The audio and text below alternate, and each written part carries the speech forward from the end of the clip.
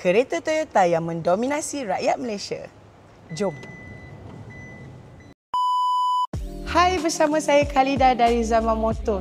Sudah sekian lama kita tak berjumpa dan hari ini saya sudah kembali. Okey guys, MPV dari Toyota ni sudah sekian lama mendominasi kereta-kereta di Malaysia ini. Dan hari ini di belakang saya ada Toyota Velfire 2.4 Turbo 2023. All new saya boleh katakan kepada Velfire tahun 2023 ni, kerana Velfire ni di-revamp sepenuhnya daripada chassisnya, daripada teknologinya dan juga daripada platformnya yang diberi nama TNGA, Toyota New Global Architecture. Ada 3 spek untuk varian ni, spek Z, Z Premium dan juga Hybrid. Okey guys, benda ketara yang ada pada eksterior kereta Velfire ni adalah dia punya facelift. Kalau korang tengok facelift dia, facelift ni adalah jet black plated chrome. Walaupun dia berwarna hitam tapi dia chrome. Dan benda kedua yang sangat ketara adalah Velfire sudah mendapat logo Toyota yang kita semua kenali. Okey guys, desain lampunya masih dikekalkan dengan 3 LED lights dan juga dia punya daytime running lights ada bentuk kristal kat dalamnya. Tapi desain lampu ni lebih terang daripada yang lama.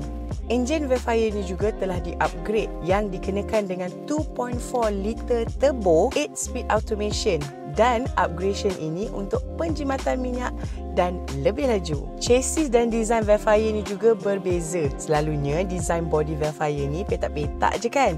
Kali ni ada desain aerodynamic untuk pemanduan lebih stabil dan tidak bergegar bila korang bawa laju dekat highway. Okey guys, korang tengok cermin sisi ni juga ada desain baru yang mananya cermin ni lebih besar dan juga cermin ini juga lebih besar untuk mengurangkan blind spot area. Korang tengok desain belakang Velfire tahun 2023 ni sangat cantik dan elegant guys. Dan juga tulisan Velfire ni juga sudah besar. Tak lupa juga buka boot bukan di sini lagi ya, tetapi buka bootnya ada di tepi. Dan ini memudahkan untuk korang buka. Bukan itu saja, anak-anak korang pun boleh tolong buka.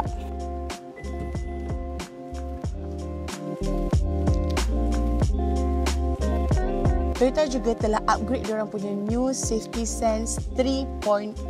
So, dia lebih sensitif dan lebih selamat. So, antara feature-featuresnya ialah 4 camera atau 360 camera, full digital meter, micro slip detector, pedal shift pada steering, motion detector, blind spot monitor, adaptive high beam system, hill start assist, side step, digital inner mirror dan banyak lagi. Interior dia pula lebih luxury. Ada Cooper rim di sepanjang depan dashboard, leather yang sangat soft to the touch dan banyak design features yang sangat efisien untuk penggunaan korang. Seperti 4 cup holder di depan, console box yang lebih besar dan berlampu, gear system yang lebih senang untuk manuver, wireless charging, USB-C charger, panoramic glass roof, automatic blind shades dan banyak lagi guys. Inilah tempat ramai yang nak cuk duduk kan sebab tak nak drive. Velfire baru ni, dia punya design pilot seat tu lebih luas dan lebih selesa. Dan yang paling best, seat passenger ni buat pertama kalinya ada heated and cooling seat. Sesuai untuk Malaysia punya weather yang kejap-kejap panas, kejap-kejap sejuk. Ke panas je Untuk pengetahuan korang juga, seat tengah dan seat belakang ni telah diluaskan sebanyak 5mm di tengah dan 10mm di belakang. So, this car is very comfortable for you to ride. Sebenarnya banyak lagi feature-features yang best yang ada pada Velfire ni yang korang kena tahu. Dan kalau korang nak tahu lebih lanjut, korang kena datang ke showroom Zaman Motors di Ipoh, Glenmarie, Sungai Besi dan Johor. Okey, guys, ada beza tau unit recon dan juga unit local. Kalau recon contohnya ada 2.4 turbo. Tapi kalau korang pilih mana? Sila komen kat bawah. Okey guys, itu sajalah untuk hari ini.